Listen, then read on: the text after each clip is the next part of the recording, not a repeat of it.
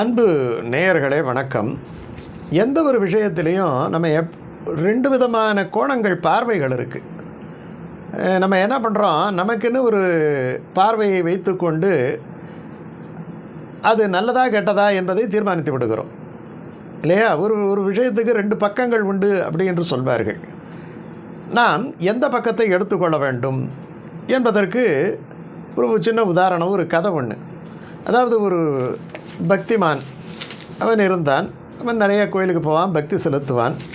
கடவுளிடத்திலே ரொம்ப பிரியம் அவனுக்கு. தினசரி கோயிலுக்கு போவான்.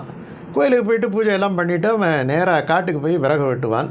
அந்த விறகை விற்று தன்னுடைய வயிற்றுப்பாட்டை தீர்த்து கொள்வான். அதை விற்று வர்ற பணத்தில் அவனுடைய குடும்பத்தை அவன் நடத்துவான். இப்படி தான் செஞ்சுக்கிட்டு இருந்தான் அவன். கடவுளிடத்தில் போவான். இன்றைக்கி நல்ல வருமானத்தை தந்தப்பா நன்றி அப்படின்னு சொல்லிவிட்டு அடுத்த நாள் கடவுள்கிட்ட போய் ஒரு சூடத்தை ஏற்றிட்டு அந்த கோயிலை ஒரு வலம் வந்து உடனே மறுபடி அவனுடைய வேலையாகிய இந்த விறகுகளை வெட்டுவது, அதை சேகரிப்பது, கொண்டு போய் விற்பது, அந்த வருமானத்தை வைத்துக்கொண்டு குடும்பத்தை நடத்துவது, இப்படி அவன் செய்து கொண்டிருந்தான். ஒரு நாள் பார்த்திங்கன்னா அவன் விறகு வெட்ட போகும்போது ஒரு காலில்லாத ஒரு நரி, 2 முன்னங்காலையும் ஏதோ அடிபட்டு நடக்க முடியாமல் திணறிய ஒரு நரி ஒன்று ஓட முடியாமல் உட்கார்ந்து கொண்டிருந்தது. இவன் அப்போ அந்த நரியை பார்த்தவொடனே இவனுக்கு கொஞ்சம் மனசு கஷ்டமாக போயிடுச்சு. என்னடா இப்படி இந்த நரி கால் இல்லாமல் இருக்கே, இதுக்கு என்ன எப்படி உணவு கிடைக்கும், எப்படி வேட்டையாடி சாப்பிடும், இது அப்படியே சாக வேண்டியது தானா என்று அவன் ரொம்பவும் பரிதாபப்பட்டான்.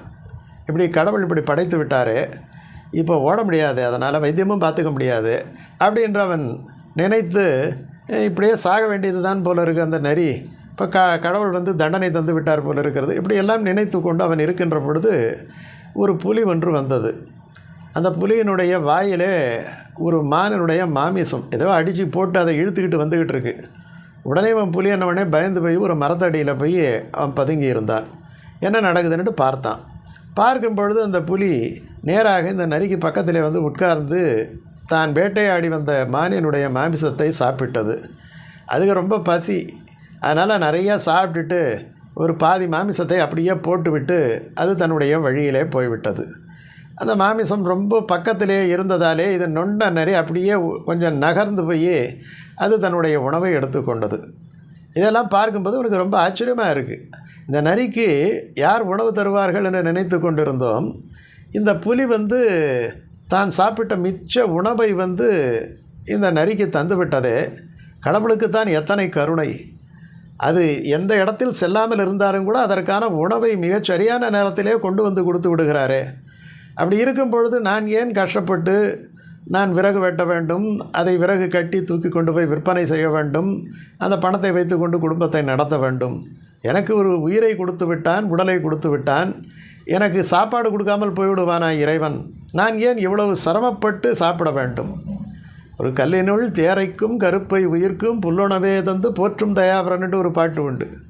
இப்படி தந்து விடுவானே, நான் ஏன் அப்படி இருக்க வேண்டும் என்று அவன் நினைத்து கொண்டு அடுத்த நாளில் இருந்து அவன் வேலைக்கே போகிறது கிடையாது. நேராக கோயிலுக்கு போவான். கோயிலுக்கு போய் சாமியை கும்பிட்டுட்டு அங்கேயே உட்காந்துட்டான். அங்கேயே உட்காந்துக்கிட்டு இருந்தான். எப்படியும் சாமி அந்த நரிக்கே தந்தாருன்னு சொன்னால் நம்ம மனுஷனாச்சு எனக்கு தராமல் இருப்பார். அது மட்டும் கிடையாது, அந்த நரி பக்தி செலுத்தவில்லை. நான் தினசரி கோயிலுக்கு போய் எத்தனையோ ஆண்டு காலமாக பக்தி செலுத்தி கொண்டு இருக்கிறேன், எனக்கு தராமல் போய்விடுவாரா அப்படிங்கிற ஒரு நம்பிக்கையில் அவன் அப்படியே உட்கார்ந்துருந்தான். தவம் பண்ணி கொண்டு இருந்தான், பாடல்களை பாடிக்கொண்டிருந்தான், எல்லாம் பண்ணிக்கிட்டு இருந்தான். எல்லாம் கரெக்டு தான். ஆனால் வயிறுன்னுட்டு ஒன்று இருக்குது. அது கொஞ்சம் நேரம் கழித்து பசிக்க ஆரம்பித்தது. கடவுள் இன்னும் 1 மணி நேரம் கழித்து தருவாரா, 2 மணி நேரம் கழித்து தருவாரா, 3 மணி நேரம் கழித்து தருவாரா அப்படின்னு எதிர்பார்த்துக்கிட்டே இருந்தான். கடவுள் ஒன்றும் வர்ற மாதிரி இல்லை. இவன் நிறையா நேரம் வெயிட் பண்ணி பார்த்தான். ரொம்ப கஷ்டப்பட்டான். உடனே இவனுக்கு ஒரு மாதிரியான வெறுப்பு வந்துடுச்சு கடவுள் பேரில். இது என்ன, இது இவ்வளவு நம்பிக்கையோடு அந்த நரிக்கு தந்தால் எனக்கு தரமாட்டேன், அந்த நரியை விட நான் என்ன கேவலமா? ஏன் எனக்கு மட்டும் உணவு கொண்டாந்து தரமாட்டேங்கிற? அப்போ உனக்கு இரக்கமே இல்லையா? அப்போ பக்தி செய்கிறதெல்லாம் வீண் தானா? அப்போ பக்திக்கான பலனே இல்லையா? உன்னை நம்பினா நட்டாத்தில் விட்டுருவியா? பசியோடு சாக வேண்டியது தானா என்று மிகவும் துன்பம் அவனுக்கு. அந்த துன்பத்தோடு யோசனை பண்ணிக்கிட்டு இருந்தான். அப்போது ஒரு அசரீரியாக கடவுள் சொன்னார், முட்டாளே, நீ இந்த மாதிரி உட்காந்துக்கிட்டு இருக்கிறிய, உட்காந்து போய் விறகு வெட்டி அந்த விறகை விற்று ஏதோ அதில் வர பணத்தை வச்சுக்கிட்டு சாப்பிட வேண்டியது தானே, இப்படி உட்காந்துருக்கிறியன்ன உடனே அப்புறம் நீ இந்த நரிக்கு மட்டும் கொண்டு போய் உணவை தந்த, அது நான் தரலை, உடனே வந்து அப்புறம் எப்படி அது இருக்கிற இடத்துலையே அந்த உணவு வந்துருச்சு, அப்போ ஏதோ ஒரு சக்தி, இறை சக்தி தானே கொண்டாந்து தந்திருக்கு, அது நீ தானே தந்திருக்கிற அப்படின்னு சொன்ன உடனே, சரி ரைட்டு, நீ அந்த நரியை கவனிச்சியே தவிர அந்த சிங்கத்தை புலியை கவனிக்கலையே அப்படின்னார். என்ன புலியை கவனிக்கிறது? அதாவது நீ உட்கார்ந்த இடத்துலையே வரும் என்று நினைக்கக்கூடிய அந்த நரியைத்தான் உன்னுடைய பாடமாக நீ ஏற்றுக்கொண்டாய். ஆனால் அந்த பாடத்தை நீ ஏற்றுக்கொள்ளக்கூடாது. நீ பின்பற்ற வேண்டியது அந்த புலியை. அந்த புலி என்ன செய்தது? தனக்குரிய உணவை தானே வேட்டையாடி அதை சாப்பிட்டு விட்டு தனக்கு மீந்ததை அது இன்னொரு உயிருக்கு தந்ததல்லவா? அதை போல நீ உழைத்து பிழைத்து உன்னுடைய வயிற்றுப்பாட்டுக்கு மீறியதை நீ மற்றவர்களுக்கும், இப்போ நீ உழைக்கக்கூடிய சக்தி உனக்கு இருக்குது, நீ உழைக்கிற. உழைக்க சக்தி இல்லாதவனுக்குத்தான் அந்த கண்டிஷன், அந்த நெறியினுடைய கண்டிஷன் அப்ளை ஆகுமே தவிர, நல்ல திடகாத்திரமாக உழைக்கக்கூடிய நீ பின்பற்ற வேண்டியது அந்த புலியை. அந்த புலியைத்தான் நீ பின்பற்ற வேண்டுமே தவிர, நீ தவறான உதாரணத்தை பின்பற்றிவிட்டு இறைவனை குறை கூறாதே அப்படின்ட்டு சொல்லிவிட்டு அவர் மறைந்து விட்டார். ஏதோ ஒரு ஆசிரியர் கேட்டதுன்னு வச்சுக்கிங்க. இந்த கதைகளில் வந்து இருக்கக்கூடிய அந்த செய்தி நமக்கு சொல்லுகின்ற பாடம் என்ன என்பது தான் முக்கியம்.